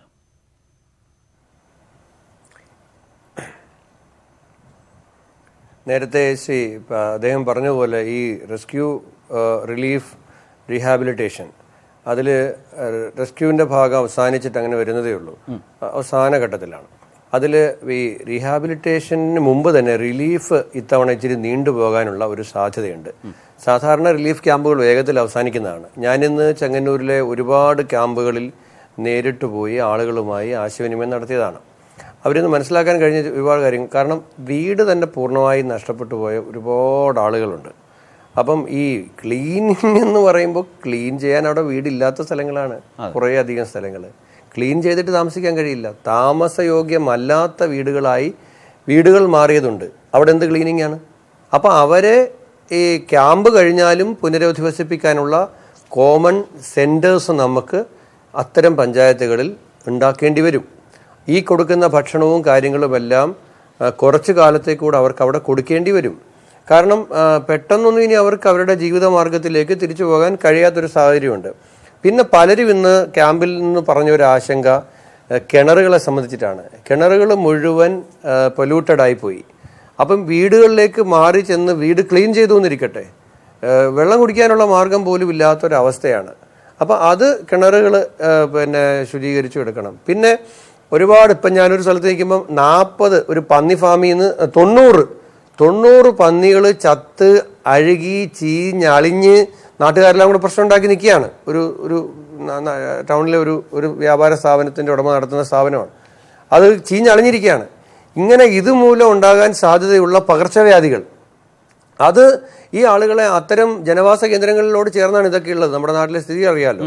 അപ്പോൾ അവരെ അങ്ങോട്ട് കൊണ്ട് ഇട്ട് വെള്ളത്തിൽ നിന്ന് രക്ഷപ്പെട്ടവരെ പിന്നെ പകർച്ചവ്യാധിയിൽ കൊടുക്കാൻ നമുക്ക് പറ്റത്തില്ല. അപ്പം അതുകൊണ്ടാണ് ഞാൻ പറഞ്ഞത്, ഇത്തവണത്തെ ഈ പ്രളയത്തിൻ്റെ റിലീഫ് എന്ന് പറയുന്ന ഭാഗം നമ്മൾ പ്രതീക്ഷിക്കുന്നതിനേക്കാൾ കുറച്ചുകൂടെ നീണ്ടുപോകും എന്ന മുൻകരുതലുണ്ടാകണം. ചിലയിടങ്ങളിലെങ്കിൽ ഇപ്പോൾ ഇവരൊക്കെ ശ്രീ ബാലൻ മാധവനും അതുപോലെ പിന്നെ കൊച്ചിയിലുള്ളവരും കേരളത്തിലെ എല്ലാ രാഷ്ട്രീയ പാർട്ടിയും സന്നദ്ധ സംഘടനകളിലൊക്കെ ചെങ്ങന്നൂരിലേക്ക് സഹായ പ്രവാഹമാണ്. പക്ഷേ ഇതേ ഘട്ടത്തിൽ തന്നെ ഇന്നലെ ചെങ്ങന്നൂരിലെ ഏറ്റവും പ്രധാനപ്പെട്ട ക്രിസ്ത്യൻ കോളേജിലെ 2600 പേരുള്ള ക്യാമ്പിൽ 2 നേരം ഭക്ഷണം കിട്ടിയില്ല. രണ്ടാമത്തത് കുറേ കപ്പ മാത്രമാണ് കിട്ടിയത്. അപ്പോൾ അതെങ്ങനെ സംഭവിച്ചു? അതൊരു കോർഡിനേഷൻ്റെ അപാകതയാണ്. ITIയിലും ഇന്നലത്തെ സ്ഥിതി അതായിരുന്നു. ഇപ്പോഴും ഗ്യാസ് എത്തിച്ചു കൊടുക്കാത്ത ക്യാമ്പുകളുണ്ട്. അവിടെ എങ്ങനെയാണ് പാകം ചെയ്യുന്ന ഭക്ഷണം നമുക്ക് വയ്ക്കാൻ കഴിയുക? എല്ലാം നമ്മൾ ശരിയാണെന്ന് പറയുമ്പോൾ ഞങ്ങൾ ഇതൊക്കെ ഫീൽഡിൽ പോയി നേരിട്ട് മനസ്സിലാക്കുന്ന കാര്യങ്ങളായതുകൊണ്ടാണ്. അപ്പോൾ അത് പരിഹരിച്ച് ഇനി ഈ റിലീഫ് എന്ന് പറഞ്ഞ പാർട്ട് കുറച്ചുകൂടെ നീളും. ക്ലീനിങ്ങിൻ്റെ ഭാഗങ്ങളിൽ ഇപ്പോൾ ഈ നേരത്തെ സൂചിപ്പിച്ചതുപോലെ നമ്മളെല്ലാവരും കൂടെ അവരെ സഹായിക്കണം. കാരണം ഞാൻ പോയി കണ്ടതാണ്, 2 അടി 3 അടി ചെളി ഇങ്ങനെ വന്ന് സിമെൻറ്റ് പോലെ അടിഞ്ഞിരിക്കുകയാണ്. ഇതെല്ലാം കൂടെ കോരി പുറത്തിറക്കണം. നിറയെ പാമ്പാണ്. അത് നേരെ കയറി ചെല്ലാൻ പറ്റത്തില്ല. കറണ്ട് കണക്ഷൻ കുറേ ഇന്ന് കൊടുത്തു ചെങ്ങന്നൂർ, കുറേ ഇനിയും കൊടുക്കാനുണ്ട്. അപ്പോൾ അതുകൊണ്ട് പിന്നെ പുനരധിവാസത്തിൽ അവർക്ക് ഞാൻ ഒരു കാര്യം ശരത്തെ ഞാൻ പറയട്ടെ, ഇവർക്ക് അതായത് ഈ പുനരധിവാസം പ്രത്യേകമായി ഒരു തവണ കൂടി താങ്കളിലേക്ക് വരേണ്ടതുണ്ട്. ശ്രീ സജീവൻ, ഈ പറഞ്ഞതുപോലെ തദ്ദേശ ഭരണം, റവന്യൂ വകുപ്പ്, ആരോഗ്യ വകുപ്പ് അടക്കം ഭരണത്തിൻ്റെ മേഖലകളുടെ ഏകോപനം, നേരത്തെ വിശ്വനാഥ് പറഞ്ഞ പോലെ ഈ ക്യാമ്പുകൾ പലയിടങ്ങളിലും, പ്രത്യേകമായി ചിലയിടങ്ങളിൽ, ഇപ്പോൾ കുട്ടനാടുമായി ബന്ധപ്പെട്ട ക്യാമ്പുകൾ, ചെങ്ങന്നൂരുമായി ബന്ധപ്പെട്ട ക്യാമ്പുകളൊക്കെ പല ഭാഗത്തും നീണ്ടുപോയേക്കാം. അത് പുനരധിവാസം അതുകൊണ്ട് തന്നെ വേഗത്തിലാകേണ്ട ഒരു ഉത്തരവാദിത്വം കൂടിയുണ്ട്. ഇല്ലെങ്കിൽ ഈ ക്യാമ്പുകൾ നീണ്ടുപോകും. അപ്പോൾ ഏകോപനം എന്നത് മുൻപില്ലാത്ത വിധം വലിയ ജാഗ്രതയോടെ സമയബന്ധിതമായി വേണ്ട ഒന്നായി മാറുന്നു. ആ ബോധ്യം ഓർമ്മിപ്പിക്കുകയാണോ ഈ സാഹചര്യങ്ങൾ? അതുപോലെ ക്യാമ്പുകളുടെ ഏകോപനത്തെക്കുറിച്ച്, ക്യാമ്പുകളുടെ പോരായ്മകളെക്കുറിച്ചൊക്കെ ആളുകൾ ഇപ്പോൾ വെളിപ്പെടുത്തി വരുന്നുണ്ട്. അതും വേഗത്തിൽ പരിഹരിച്ചു പോകേണ്ടതല്ലേ? ക്യാമ്പുകളുടെ പ്രവർത്തനം, ഇപ്പോൾ റിലീഫ് ക്യാമ്പുകളുടെ പ്രവർത്തനം നീണ്ടുപോകുന്നത് പ്രശ്നമുള്ള കാര്യമൊന്നുമില്ല. അതിങ്ങനെ സ്വാഭാവികമായിട്ടും അവർക്ക് ഇപ്പോൾ അവിടെ ക്യാമ്പുകളിൽ താമസിക്കുന്ന ആളുകൾക്ക് എപ്പോഴാണോ തങ്ങളുടെ വീടുകളിലേക്ക് സൗകര്യപ്രദമായിട്ട് പോകാൻ കഴിയുന്ന, അല്ലെങ്കിൽ വീടുകളില്ലാത്ത ആളുകൾക്ക് വീടുണ്ടായി കിട്ടുന്നവർ, താമസ സൗകര്യം ഉണ്ടാകുന്നവരെ എപ്പോഴാണോ കിട്ടുന്നത് അതുവരെ കൊണ്ടുപോകണം. അതൊരു വലിയ പ്രശ്നമായിട്ട് എടുക്കേണ്ട കാര്യമില്ല. പിന്നെ ക്യാമ്പുകളിൽ ചില സ്ഥലങ്ങളിൽ ഭക്ഷണം കിട്ടുന്നില്ല, അങ്ങനെ ചെറിയ അപാകതകളൊക്കെ ഉണ്ട്. അതും ഒരു വലിയ പ്രശ്നമായിട്ട് നമ്മൾ കാണേണ്ടതില്ല. കാരണം അതൊക്കെ സ്വാഭാവികമായിട്ടുള്ള കാര്യങ്ങൾ. ഇത്തരം ഒരു ബൃഹത്തായിട്ടുള്ള രീതിയിൽ കാര്യങ്ങൾ പ്രവർത്തിക്കുമ്പോൾ ഇങ്ങനെയൊക്കെ ഉണ്ടാകും. ഇവിടെ നമ്മൾ നോക്കേണ്ട ഈ ക്യാമ്പുകളുടെ പ്രവർത്തനം നടക്കുമ്പോൾ, റിലീഫ് പ്രവർത്തനങ്ങൾ നടക്കുന്ന സമയത്ത് തന്നെ ഈ ഉണ്ടാകേണ്ട പുനർനിർമ്മാണത്തിന് റീഹാബിലിറ്റേഷൻ്റെ കാര്യമാണ്. അവിടെ പക്ഷേ അവിടെയാണ് നമ്മൾ ശ്രദ്ധിക്കേണ്ടത്. നമ്മൾ എങ്ങനെയുള്ള റീഹാബിലിറ്റേഷനാണ് പോകേണ്ടത്? നമ്മുടെ കേരളത്തിൽ ഇപ്പോഴാണ് കേരളത്തിലെ കെട്ടിട നിർമ്മാണം കൃത്യമായിട്ട് നമ്മുടെ സംസ്ഥാനത്തിൻ്റെ ഈ ഒരു പരിസ്ഥിതിക്ക് യോജിച്ച രീതിയിലെല്ലാം കാര്യം എല്ലാവർക്കും അറിയാം. ഇവിടെ ഇപ്പോൾ ഇത്രയും തകർച്ചയുണ്ട്. പല കെട്ടിടങ്ങളും 2 നില 3 നില കെട്ടിടങ്ങൾ താഴെ വിട്ട് വീഴുന്നത് വളരെ അത്ഭുതകരമായിട്ട് നമ്മൾ കാണുന്നത്. ഇങ്ങനെയുള്ള പ്രശ്നങ്ങളൊക്കെ ഉണ്ട്. നമ്മൾ നേരത്തെ വളരെയധികം കുറ്റപ്പെടുത്തിയിരുന്ന രാഷ്ട്രീയക്കാർ പലപ്പോഴും, ഭരണത്തിലിരിക്കുന്ന ആളുകൾ പലപ്പോഴും കുറ്റപ്പെടുത്തുന്ന ഒരു വാക്കുണ്ട്, പരിസ്ഥിതി ഭീകരത എന്ന് പറയുന്നത്. സത്യത്തിൽ പരിസ്ഥിതിയെ പൂർണ്ണമായിട്ടും നമ്മൾ അവഗണിച്ചുകൊണ്ട് നടത്തിയുള്ള പല കാര്യങ്ങളുമാണല്ലോ. ഇപ്പം ഈ ഗാഡ്ഗിൽ ഇന്ന് പോലും പറഞ്ഞു, മാധവ് ഗാഡ്ഗിൽ ഇന്ന് പോലും പറഞ്ഞു, ഇതേ അവസ്ഥയിലാണ് പോകുന്നതെങ്കിൽ ഗോവയിലും മഹാരാഷ്ട്രയിലും ഇതിനേക്കാൾ ഭീകരമായിട്ടുള്ള ദുരന്തം ഉണ്ടാകും. നമ്മളപ്പോഴും ഗോവയിലും മഹാരാഷ്ട്രയിലും ദുരന്തം വരാൻ വേണ്ടി കാത്തിരിക്കുകയാണ്. അത് കഴിഞ്ഞിട്ട് നമ്മൾ പിന്നെ അതിനെക്കുറിച്ച് വല്ലതും ചെയ്യും. കേരളത്തിൽ ഇനി ഇത്തരത്തിലുള്ള സംഭവങ്ങൾ ഉണ്ടാവാതിരിക്കുന്ന പ്രോപ്പർ പ്ലാൻ, കൃത്യമായ ഒരു പുനരധിവാസ പ്രവർത്തനം നടക്കുന്നുണ്ടെങ്കിൽ അത് കൃത്യമായ പ്ലാനിങ്ങോട് കൂടിയിട്ടായിരിക്കണം. വീടുകൾ എങ്ങനെയായിരിക്കും? ഇപ്പം നിയമമുണ്ട്, കുടിവെള്ളത്തിൻ്റെ കാര്യം വിഷ്ണുനാഥ് ഇവിടെ പറഞ്ഞു. ഇവിടെ കേരളത്തിൽ നിയമമുണ്ടല്ലോ, ഈ നമ്മുടെ മഴവെള്ള സംഭരണി ഇല്ലാതെ വീടുകൾ നിർമ്മിക്കുക, കെട്ടിടങ്ങൾ ഉണ്ടാക്കാൻ പാടില്ല എന്ന് പറഞ്ഞിട്ട് നമ്മളിവിടെ ആ സംഭവം ഉണ്ടാക്കുന്നതേ ഇല്ല. ഇവിടെ ഇപ്പം ഈ വെള്ളപ്പൊക്കത്തിനിടയിലും നമ്മൾ നേരിടുന്ന ഏറ്റവും പ്രധാനപ്പെട്ട പ്രശ്നം ഈ കുടിവെള്ളത്തിൻ്റെതാണ്. ഈ മറ്റ് പുറത്തു നിന്നുള്ള ചെളിവെള്ളം കയറാതിരിക്കാവുന്ന രൂപത്തിലുള്ള കുടിവെള്ള സംഭരണികൾ ഓരോ സ്ഥലത്തും ഓരോ വലിയ കെട്ടിടത്തിൻ്റെ അടുത്തെങ്കിലും ഉണ്ടാക്കിയിരുന്നെങ്കിൽ ഈ പ്രശ്നം ഉണ്ടാവില്ലായിരുന്നു. ഇപ്പോഴും നമ്മൾ ഉണ്ടാക്കാൻ പോകുന്നത്, ഇപ്പോൾ പരിസ്ഥിതിയെ പൂർണ്ണമായിട്ടും സംരക്ഷിക്കുന്ന നമ്മുടെ സംസ്ഥാനത്തിൻ്റെ ഒരു വ്യവസ്ഥയ്ക്ക്, നമ്മുടെ സംസ്ഥാനത്തിൻ്റെ രീതിക്കനുസരിച്ചിട്ട് ഈ ഇവിടുത്തെ പരിസ്ഥിതിക്കനുസരിച്ചിട്ടുള്ള കെട്ടിടങ്ങളാണ് ഉണ്ടാക്കേണ്ടതെന്ന ബോധ്യത്തോടുകൂടി കൃത്യമായും ഇതിൻ്റെ എല്ലാ കാര്യങ്ങളും അറിയുന്ന വിദഗ്ധരെ വെച്ചുകൊണ്ടുള്ള പ്ലാനിങ് നടത്തിയിട്ട് വേണം ഇനി ഉണ്ടാക്കാവുന്ന പുനർനിർമ്മാണം. അല്ലാതെ ഇപ്പോൾ ഉണ്ടാകാൻ പോകുന്നത് നമ്മൾ ഓരോ ദുരന്തം കഴിയുമ്പോഴും പിന്നെ പെട്ടെന്ന് കാര്യങ്ങൾ ഈ പുനർനിർമ്മാണ പ്രവർത്തനം നടത്തും. ആ പുനർനിർമ്മാണ പ്രവർത്തനം നടത്തുന്നത് ഒരിക്കലും ശാസ്ത്രീയമായിരിക്കില്ല. ഇനി ഒരു ശാസ്ത്രീയമല്ലാത്ത രീതിയിലേക്കാണ് നമ്മൾ അതാണ് ഞാൻ നേരത്തെ റഹീമിനോടും അതുപോലെ വിഷ്ണുനാഥിനോടും, പ്രത്യേകിച്ച് അവരാണല്ലോ വളരെ കൃത്യമായി ഒരു രാഷ്ട്രീയ പ്രാതിനിധ്യ സ്വഭാവത്തോട് ഈ ചർച്ചയിലുള്ളത്. പുനരധിവാസം എന്നയിടത്ത് മുഖ്യമന്ത്രി പറഞ്ഞത് സജീവൻ ഈ പറഞ്ഞ നിലയിൽ പഴയത് അതേപടി പുനഃസ്ഥാപിക്കലല്ല, വെല്ലുവിളികൾ ഏറ്റെടുത്തുകൊണ്ടുള്ള ഒരു പുതിയ കേരളം സൃഷ്ടിക്കലാണ് എന്ന് പറയുമ്പോൾ ഈ പറഞ്ഞതെല്ലാം അതിൽ വരും എന്ന് നല്ല ബോധ്യം ആളുകൾക്കുണ്ടാകും. അതിനെ എങ്ങനെ സമീപിക്കും? അവിടേക്കാണ് സജീവൻ ഈ ചർച്ചയെ കൊണ്ടുപോയത്. ഞാൻ വരാം. ഇവിടെ ഡോക്ടർ സന്തോഷ്, ഇതിപ്പോൾ അവിടെ പുനരധിവാസത്തെക്കുറിച്ച് ആദ്യം തന്നെ ഈ ചർച്ച തുടങ്ങിയപ്പോൾ തന്നെ ഡോക്ടർ സന്തോഷാണ് ആദ്യം പറഞ്ഞത്. ഈ മലയരികിലും മലയോരത്തും മറ്റും 2-3 സെന്റിലൊക്കെ വലിയ കോൺക്രീറ്റ് കെട്ടിടങ്ങൾ വെച്ച ആളുകളുടെ ചിന്തയെക്കുറിച്ചൊക്കെ പറഞ്ഞു ചർച്ചയുടെ തുടക്കത്തിൽ തന്നെ. ഇവിടെ ഞാൻ താങ്കളെ വീണ്ടും ഈ ക്യാമ്പിലേക്കാണ് കൊണ്ടുപോകുന്നത്. അല്ലെങ്കിൽ ശുചീകരിച്ച് വീട് പണിത് അല്ലെങ്കിൽ വീട് മെയിൻറ്റെയിൻ ചെയ്ത് മെയിൻ്റനൻസ് നടത്തി ഒക്കെ ആളുകളെ അങ്ങോട്ടേക്ക് വിടാൻ പോകുന്ന ഈ ഭാഗങ്ങളിലൊക്കെ എത്രമാത്രം ശാസ്ത്രീയമായി ആരോഗ്യപരമായി ഒരു സമീപനം ഉണ്ടാവണം? അതില്ലാത്ത പക്ഷം നേരത്തെ റഹീം പറഞ്ഞ പോലെ കൂടുതൽ അബദ്ധങ്ങളും അപകടങ്ങളും ഉണ്ടാവില്ലേ? ഈ ഒരു ഫേസിനകത്ത്, രണ്ടാമത്തെ ഫേസാണ് നേരത്തെ പറഞ്ഞത്, ഇതിനകത്ത് വളരെ ശ്രദ്ധിക്കേണ്ട ചില കാര്യങ്ങളുണ്ട്. ഏറ്റവും പ്രധാനം നമ്മുടെ വീട്ടിലേക്ക് തിരിച്ചു പോകുമ്പോൾ വീടിൻ്റെ സുരക്ഷയെക്കുറിച്ചിട്ടുള്ളതാണ്. വീട് വിടലുണ്ടോ, ഇല്ലെങ്കിൽ അതിൻ്റെ ഇരുമ്പിൻ്റെ കറയുണ്ടോ, ഇല്ലെങ്കിൽ അതുപോലെ തന്നെ ഇലക്ട്രിസിറ്റി ശരിക്കും നടക്കുന്നുണ്ടോ, ഗ്യാസ് കണക്ഷൻ ശരിക്കും വർക്ക് ചെയ്യുന്നുണ്ടോ, ഇഴജന്തുക്കളുണ്ടോ തുടങ്ങിയ കാര്യങ്ങളൊക്കെ നോക്കിയിട്ട് പകല് കുട്ടികളെ ഒഴിവാക്കി കൊണ്ടുപോകേണ്ടതാണ് ഒരു പ്രധാനപ്പെട്ട. ഒറ്റയ്ക്കാവാതെ ഒരു ടീമായിട്ട് പോകേണ്ടതാണ്. രണ്ടാമത്തെ കാര്യമാണ് വെള്ളത്തിന്റെ സ്രോതസ്സുകൾ ശുദ്ധീകരിക്കുന്നത്. വളരെ ചെളി നിറഞ്ഞ മാലിന്യങ്ങളുള്ളതാണെങ്കിൽ മൊത്തം പമ്പ് വെച്ച് കളഞ്ഞിട്ട് പുതിയതായിട്ട് വരുന്ന വെള്ളം ക്ലോറിനേറ്റ് ചെയ്തിട്ട് അതിന്റെ വെള്ളത്തിന് ഈ അളവ് വെള്ളക്കെട്ടിന്റെ ഒരു ഘട്ടത്തിൽ അങ്ങനെ കിണർ ശുദ്ധീകരിക്കുക എന്ന് പറയുന്നതിന് ഒരു വലിയ ഒരു വെല്ലുവിളിയാണ്. എങ്കിൽ പോലും അത് നമ്മുടെ മിക്കവാറും കോൺക്രീറ്റ് അറകളുള്ള കിണറായത് കൊണ്ട് തന്നെ ഈ ഭാഗങ്ങൾക്ക് ഞാനിപ്പോൾ പോയിട്ടുള്ള വയനാട് മുതൽ ഇപ്പോൾ ആകെ ചെങ്ങന്നൂർ മാത്രമാണ് വെള്ളക്കെട്ട് ഇപ്പോൾ വലിയ അളവിൽ ഇപ്പോഴും തുടരുന്നത്. ആളില്ലല്ലോ. അപ്പോൾ ബാക്കിയുള്ള സ്ഥലത്തൊക്കെ ഈ പറയുന്ന വെള്ളം ഇറങ്ങി തുടങ്ങിയ ആൾക്കാർ തിരിച്ച് പോയിക്കൊണ്ടിരിക്കുകയാണ്. ഇതിനകത്ത് നമ്മൾ എടുക്കേണ്ട ഒരു നിലപാട് ശാസ്ത്രീയമായിട്ട് പുതിയ യന്ത്രങ്ങളൊക്കെ ഉൾക്കൊള്ളിച്ചുകൊണ്ട് ഇതെങ്ങനെ നടത്താമെന്നുള്ളത്. ഡോക്ടർ ഈ പറയുമ്പോൾ നേരത്തെ നമ്മളുടെ ദൃശ്യങ്ങളിൽ നമ്മളെല്ലാവരും കണ്ടതാണ്, പതിവ് രീതി അനുസരിച്ച് ഈ ശുചീകരണം നടക്കുകയാണ്, നടുവൊടിയുന്ന ശുചീകരണമാണ്. അതുകൊണ്ടൊന്നും എങ്ങും എത്താൻ കഴിയാത്തതാണ്. അവിടെ എങ്ങനെയാണ് ഒരു ശാസ്ത്രീയമായ അതിനാണ് തീർച്ചയായിട്ടും ഇത് ഒന്ന് എല്ലാ കാര്യത്തിലും സ്ട്രക്ചേർഡ് ആയിട്ട് ചെയ്യാൻ പറ്റുന്ന യന്ത്രങ്ങൾ നമുക്കിപ്പോൾ അവൈലബിൾ ആണ്. പ്രത്യേകിച്ച് ക്ലീനിങ്ങിനൊക്കെ ജെറ്റ് യന്ത്രങ്ങൾ, ഡീസൽ ഉപയോഗിച്ചും മണ്ണെണ്ണ ഉപയോഗിച്ചും പ്രവർത്തിക്കുന്ന ജെറ്റ് യന്ത്രങ്ങളുണ്ട്. അത് മിക്കവാറും എല്ലാ എയർപോർട്ടിലൊക്കെ നോക്കി കഴിഞ്ഞാലും വലിയ ആശുപത്രികൾ എടുത്തു കഴിഞ്ഞാലും വലിയ സ്ഥാപനങ്ങൾ എടുത്തു കഴിഞ്ഞാലും ടെക്നോ പാർക്ക് എടുത്തു കഴിഞ്ഞാൽ അവർ ഉപയോഗിക്കുന്ന യന്ത്രങ്ങളാണ്. ആ യന്ത്രങ്ങൾ നമുക്ക് ഈ സമയത്ത് ഉപയോഗിക്കാം. ഒരു 5-10 മിനിറ്റ് ചെലവുപരമായി എങ്ങനെയാണ് സർക്കാർ വിചാരിച്ചാലേ അതിലെന്തെങ്കിലും കാര്യങ്ങൾ നടക്കുകയുള്ളൂ. സംഘടനകളെ കൊണ്ടൊക്കെ അങ്ങനെ വാസ്തവത്തിൽ അത്ര വലിയ ചെലവുള്ള ഏർപ്പാടല്ലേ. വാസ്തവത്തിൽ ഈ നേരത്തെ പറഞ്ഞ ഈ സന്നദ്ധമായിട്ട് എല്ലാ കാര്യങ്ങളും നടത്തുന്ന സമയത്ത് ഇങ്ങനെയുള്ള യന്ത്രങ്ങൾ ഉണ്ടാക്കുന്ന കമ്പനികൾക്കും അത് ചെയ്യാവുന്നതാണ്. മാത്രമല്ല ഇത് വാങ്ങിക്കാനായിട്ട് അത്ര വലിയ വിലയുള്ളതല്ല. നമ്മളിപ്പോൾ അതുകൊണ്ട് ഉദ്ദേശിക്കുന്നത് വളരെ വേഗത്തിൽ ഒരു മേഖലയിലെ വീടുകൾ ട്രെയിൻ ചെയ്ത ഒരു ടീമാണെങ്കിൽ ഒരു 10 ടീമുണ്ട്. നേരത്തെ നമ്മളൊരു 200 പേര് കൈകൊണ്ട് ചെയ്യുന്ന ജോലിയാണെങ്കിൽ ഒരു ദിവസം കൊണ്ട് ചിലപ്പോൾ 20 വീട് ചെയ്യാൻ പറ്റുമായിരിക്കും. പക്ഷേ ഈ 200 പേര് 10 പേര് വെച്ചിട്ടുള്ള 20 ടീമാക്കിയിട്ട് യന്ത്രവൽക്കരണം ചെയ്ത് കഴിഞ്ഞാൽ ഏകദേശം ആ 200 വീടുകൾ തന്നെ ഒരു ദിവസം ചെയ്തെടുക്കാൻ പറ്റും. അപ്പോൾ അത് ആ ഒരു വെല്ല് ക്ലീൻ ചെയ്യുന്നത് അത് ഇതുപോലെ ചെയ്യാൻ പറ്റും. ഇതുപോലെ തന്നെ ഈ ക്ലോറിനേഷൻ ഇതെല്ലാം സ്പെഷ്യലൈസ്ഡ് ആയിട്ടുള്ള ടീമിനെ നമ്മൾ പരിശീലിപ്പിച്ചിട്ട് നമ്മൾ ഈ പറയുന്ന ഇതിനൊക്കെ പരിശീലനം സിദ്ധിച്ചവർ എത്രമാത്രം കേരളത്തിലുണ്ടെന്നുള്ളൊരു പെട്ടെന്ന് ചെയ്യാൻ പറ്റുന്നതാണ്. അങ്ങനെ വലിയ നമുക്ക് ഈ പറഞ്ഞ ഇതൊരു പരിശീലനത്തിന്റെ കേന്ദ്രം നമ്മൾ ചെയ്തു തുടങ്ങുമ്പോൾ തന്നെ അങ്ങനെ ചെയ്യണം. അല്ലാതെ നമുക്കിപ്പോൾ പരിശീലനം കിട്ടിയ ആൾക്കാർ നോക്കിയിരിക്കേണ്ട കാര്യമില്ല.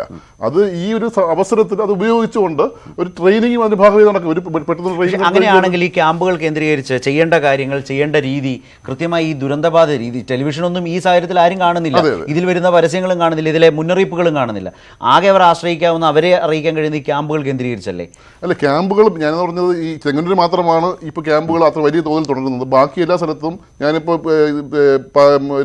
മാളയിലും ഇരിങ്ങാലക്കുടി ആ ഭാഗത്തെല്ലാം പോയിരുന്നതാണ്. അപ്പോൾ ക്യാമ്പുകൾ ഒഴിഞ്ഞു തുടങ്ങി, ആൾക്കാർ വീട്ടിൽ പോയി ശുദ്ധീകരിച്ച് തുടങ്ങിയിട്ടുള്ള സമയമാണ്.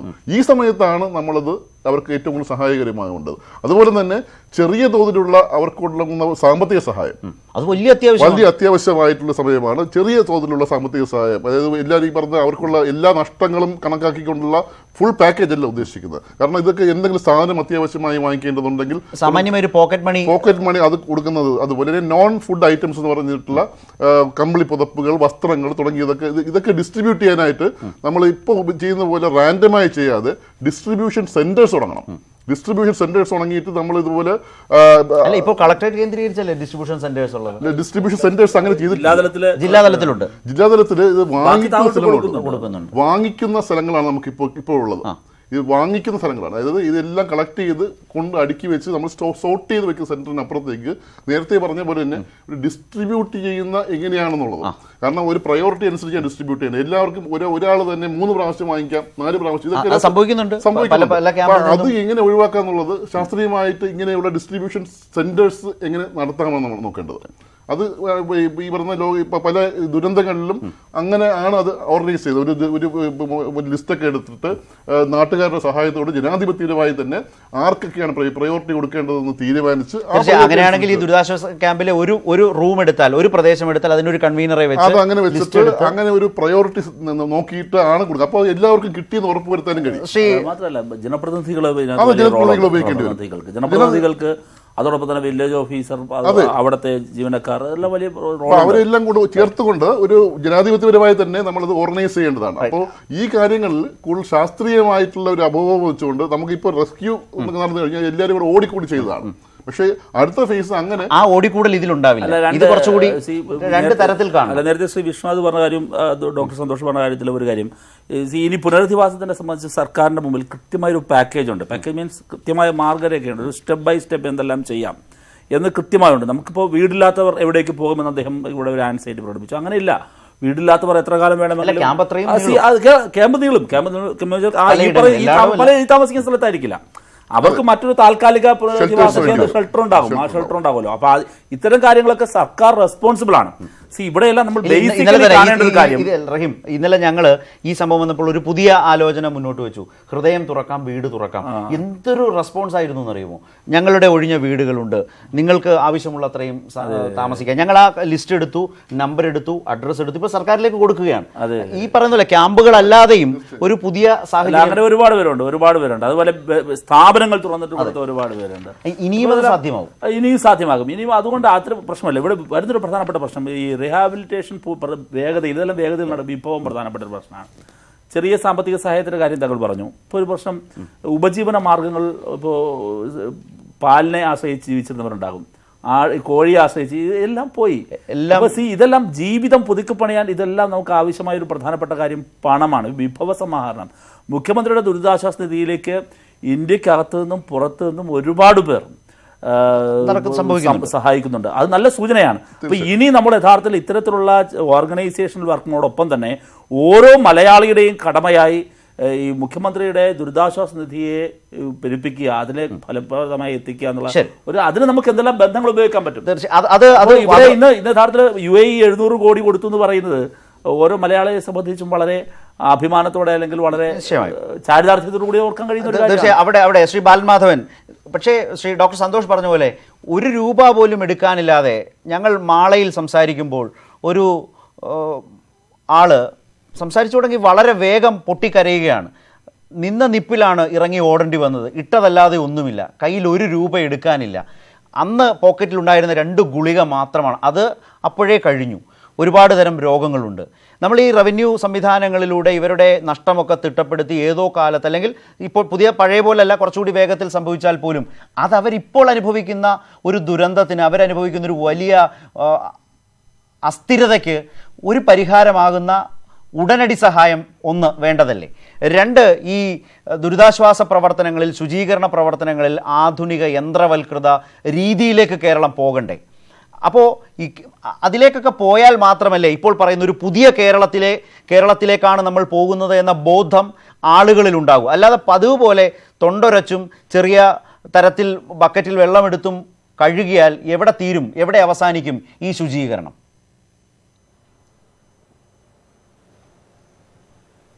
അല്ല, ഇതിനകത്ത് ഈ 1-2 കാര്യങ്ങൾ പറയാനുള്ളത്, കുറച്ച് യാത്ര ചെയ്തിട്ടുള്ള ഒരു അനുഭവം വെച്ചിട്ട്, ഇപ്പം മറ്റ് പല രാജ്യങ്ങളിലും അവർക്ക് ഈ ഡിസാസ്റ്ററിനുള്ള ഒരു പ്രോപ്പർ ട്രെയിനിങ് ഉണ്ട്. അത് വളരെ ഇമ്പോർട്ടൻ്റ് ആണ്. ഡിസാസ്റ്റർ ട്രെയിനിങ് ഉണ്ട്. ഇപ്പോൾ പലപ്പോഴും അമേരിക്കയിലാണെങ്കിൽ പലപ്പോഴും ഓഫീസുകളിലും ഇതിലായിട്ട് ഒരു സിറ്റി കംപ്ലീറ്റ് ആയിട്ട് അവർ എമർജൻസി റെസ്ക്യൂ ഓപ്പറേഷൻസിൻ്റെ പ്രാക്ടീസും അതിൻ്റെ ഒരു കാര്യങ്ങളും ചെയ്യാറുണ്ട്. നമുക്ക് അത്തരത്തിലൊരു ചിന്ത പോലും നമ്മുടെ മനസ്സിൽ ഇതോളം വന്നിട്ടില്ല. രണ്ടാമത്, നമ്മളിപ്പം ഈ പ്രൊവിഷൻസ് കൊടുക്കുന്നു, അല്ലെങ്കിൽ ഭക്ഷണം കൊടുക്കുന്നു, ഇത്തരം കാര്യങ്ങൾ മാത്രമല്ല ഇതിനകത്ത് വേണ്ടത്. ഇതിനോടൊപ്പം തന്നെ അടിയന്തരമായിട്ട് കുറച്ച് സാമ്പത്തിക സഹായം അവർക്ക് വേണം. അത് എങ്ങനെ കൊടുക്കുന്നുള്ള എനിക്കറിയില്ല. കാരണം ഞാനൊരു ചെറിയ ഒരു റിലീഫ് സെന്ററിനകത്ത് നിന്ന്, വെറും ഒരു ചെറിയ ഏരിയക്കകത്ത് നിന്നുകൊണ്ട് നമ്മളെ കൊണ്ട് ചെയ്യാൻ പറ്റുന്ന പരമാവധി സഹായം ചെയ്യുന്ന ഒരു ചെറിയൊരു സാധാരണ വ്യക്തിയാണ്. ഈ 3rd ഫേസ് എന്ന് പറയുന്ന റീഹാബിലിറ്റേഷൻ, അതായത് റെസ്ക്യൂവിനും റിലീഫിനും കൂടെ 500 കോടി രൂപയാണ് വേണ്ടതെങ്കിൽ റീഹാബിലിറ്റേഷന് വേണ്ടി വരുന്നത് അതിൻ്റെ 100 ഇരട്ടിയായിരിക്കും.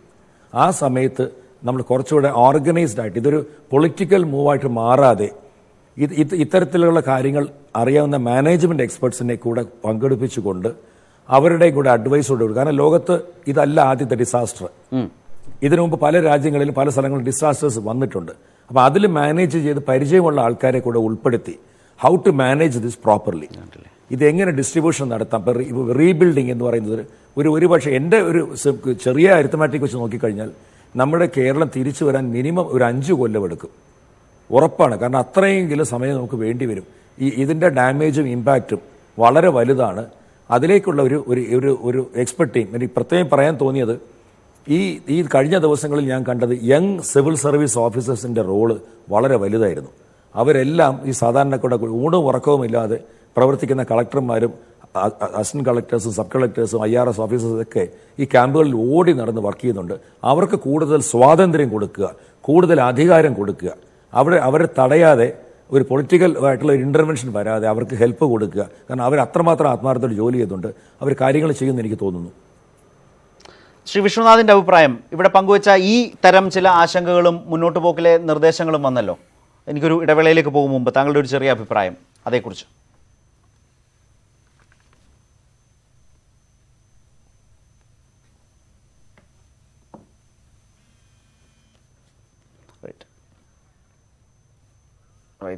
ചില അദ്ദേഹത്തിന് ഞാനിവിടെ നിന്ന് സംസാരിച്ചത് കേൾക്കാനായിട്ടില്ല.